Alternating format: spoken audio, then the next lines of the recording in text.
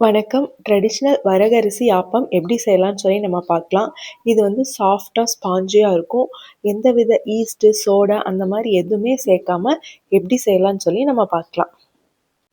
அதுக்கு first 1 cup அளவுக்கு வரகரிசி எடுத்து நல்லா 2, 3 டைம் கழுவிட்டு 8 மணி நேரம் அப்படி இல்லைன்னா ஒரு நைட் ஃபுல்லாக ஊற வச்சிடலாம்.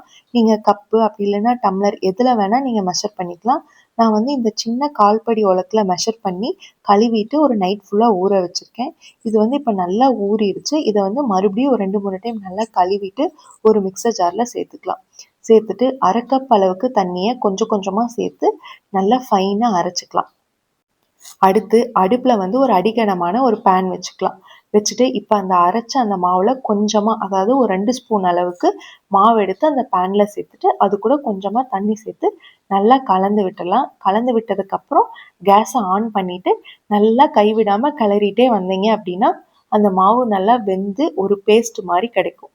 அந்த பேஸ்ட் வந்து நல்லா ஆறுனதுக்கப்புறம் அந்த மிக்சர் ஜாரில் அந்த மாவு கூட சேர்த்துக்கலாம். ஸோ இந்த பேஸ்ட்டு தான் வந்து ஆப்பத்துக்கு வந்து அந்த ஸ்பாஞ்சி டெக்ஸ்சரையும் அந்த சாஃப்ட்னஸையும் கொடுக்கும். அடுத்து இது கூட 1/2 கப் அளவுக்கு துருவின தேங்காய் அதையும் இது கூட சேர்த்துட்டு நல்லா ஃபைனாக அரைச்சிக்கலாம். இந்த மாவு வந்து தோசை மாவு பதத்தை விட கொஞ்சம் லூஸாக இருக்கணும்.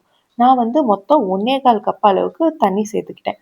ஃபஸ்ட்டு வந்து 1/2 கப்பு, அடுத்து வந்து 3/4 கப் அளவுக்கு தண்ணி சேர்த்து அரைச்சிக்கிட்டேன்.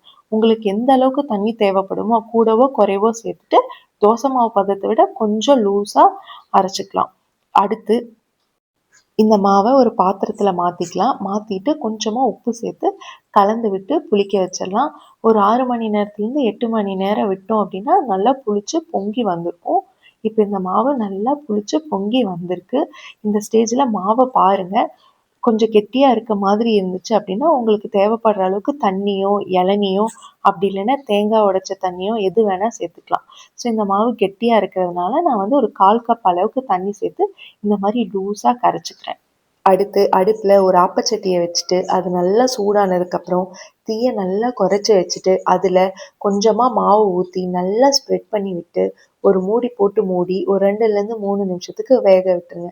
அது நல்லா வெந்ததுக்கப்புறம் சுட சுட இந்த சூடான ஆப்பத்தை உங்களுக்கு பிடிச்ச சைட் டிஷ்ஷோடு வச்சு சாப்பிட்டு பாருங்களேன். ரொம்ப அருமையாக இருக்கும். இதில் இருக்க இந்த கோகோனட் ஃப்ளேவரும் லைட்டாக இருக்க அந்த புளிப்பு தன்மையும் மெத்து மெத்துன்னு இருக்க அந்த ஸ்பாஞ்சி டெக்ஸ்சரும் உங்களுக்கு இன்னும் சாப்பிட்ணுன்னு சொல்லி தோணிகிட்டே இருக்கும். கண்டிப்பாக இந்த ரெசிபியை ட்ரை பண்ணி பாருங்கள். தேங்க்யூ.